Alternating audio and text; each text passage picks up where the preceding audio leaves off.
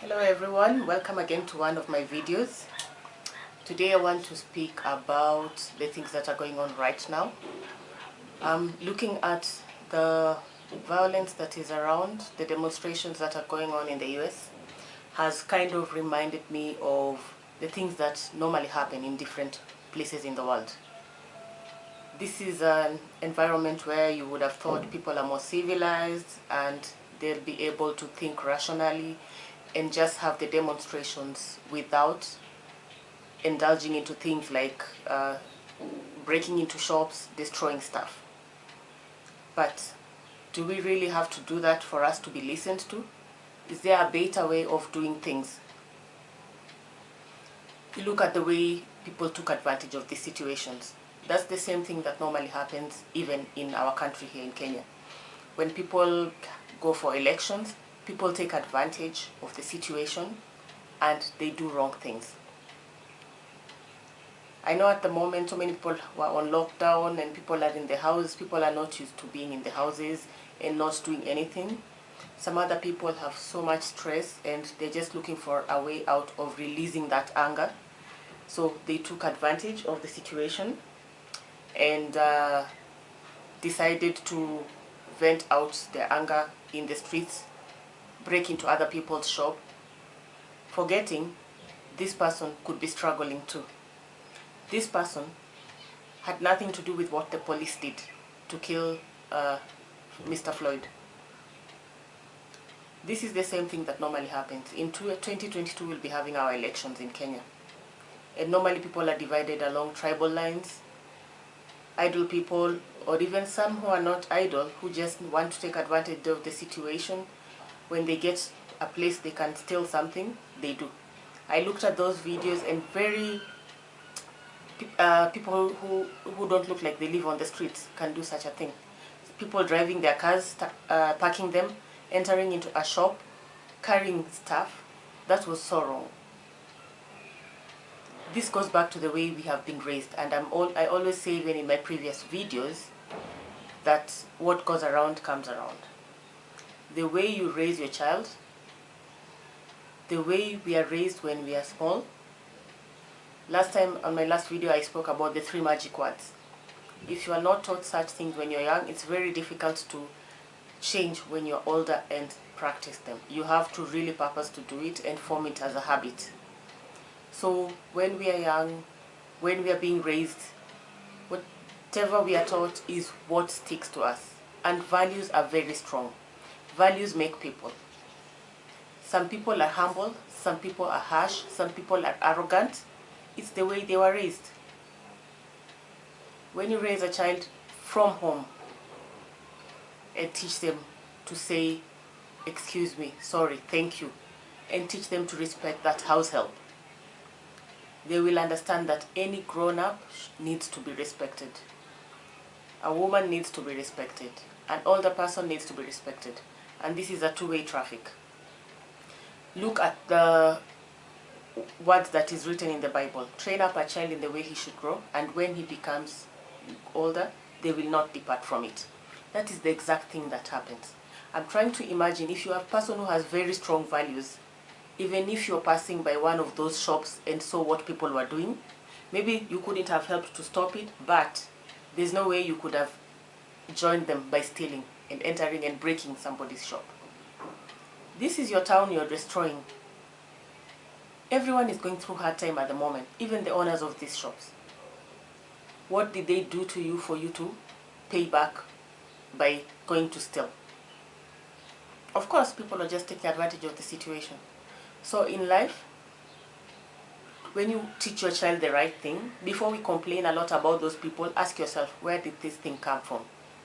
That means they are not grounded in strong values. They don't care what they do. They don't feel guilty about it. In life, there are some things that when you do, you really feel guilty about something and you wouldn't even sleep. It can haunt you the whole night or the whole day just by what you did. I'd say, for example, for me, if I answer a grown-up, someone who's older than me, rudely, I'll keep thinking about it. I won't have peace about it. It will just keep haunting me. And that is the same thing. I go out and I see other people doing the wrong thing. I will not do that wrong thing, because down deep in me, I know that it is wrong and it will haunt me. I will not have peace about it. I will not enjoy whatever I would have stolen from the shop because of the riots. Looting was so wrong. That thing happens all over the world. And this is to show that it doesn't matter which part of the world you come from, values are values. If people are not taught the right values from childhood, it will manifest in adulthood. In one of the cities, I saw people blocking a shop where other guys wanted to take advantage. That was so good. That was so good. Think about it. What did you think of those images that were being shown on the media? On CNN, on WhatsApp, people were sharing of guys just venting and destroying things on the road, burning cars. Not even thinking those are taxpayers' money. The police cars that were burnt, yes, maybe the police have their part. Maybe some of them are bad, some of them are good too. Because in the same media, we were seeing good policemen talking to people like grown-ups, trying to make them understand and to see the point of letting this thing to be handled in a more rational way. Already, these guys have been caught. The police have been caught. Already, this thing is in court. The family came out and requested guys that they were Christians and this is the wrong way to remember their brother. Because definitely owners of shops that were looted will always remember during this person's death is when my shop was looted. During so-and-so's death is when my car was burnt. It's going to create mixed images.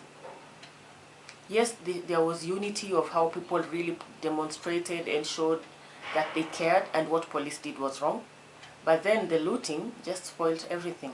The riots just spoiled everything. And I'm trying to imagine US is a country that has so many people look up to them. Just this week they had the Dragon going to space. Dragon SpaceX going to space. People look up to you. People look up to them. Give me your comments. What do you think about what was going on? On one hand, something good was happening, and on the other hand, something bad was happening. This also goes to show you that life must go on. Things must continue. So as you stop and destroy stuff and just, do something negative, know that there are those people who are taking advantage of it and they are building themselves. They are moving on. They are not going to stand there and remain with you as you destroy stuff. And for those people who believe in doing right, thank you for standing up, like the ones I show blocking a shop so that people do not go on and steal. Thank you for saving the owner of that shop.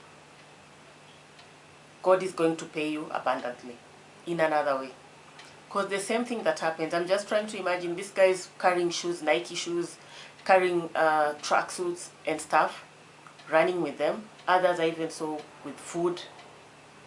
When you go home, what do you tell your children? I stole this. And those are the values you're inculcating in them. Those are the values that you're teaching them. If children learn from experience, children learn from watching. If daddy or mommy was able to go and steal, can they really tell me this is wrong? To steal is wrong in life? No. They will tell me, but I'll just wonder. So if it's wrong, you also stole. You never know. I just imagine the kind of power media has. Apart from seeing this thing on CNN, I had a WhatsApp that was shared with me of exact pictures and faces of people looting in a shop and carrying Nike stuff. That was wrong. Stand your ground. Be a person who cannot be shaken. It's very important that someone can be able to say that this shop was looted. Yes, this person was passing by, but the person X that I know can never do such a thing. Can never steal. If you have been raised well, even if you were to see a bank that is opened and you see money, pour it down, being stolen, and guys, because guys were running, things were falling down. You can't even pick the thing that has fallen down because he knew you have that guilt. This is so wrong.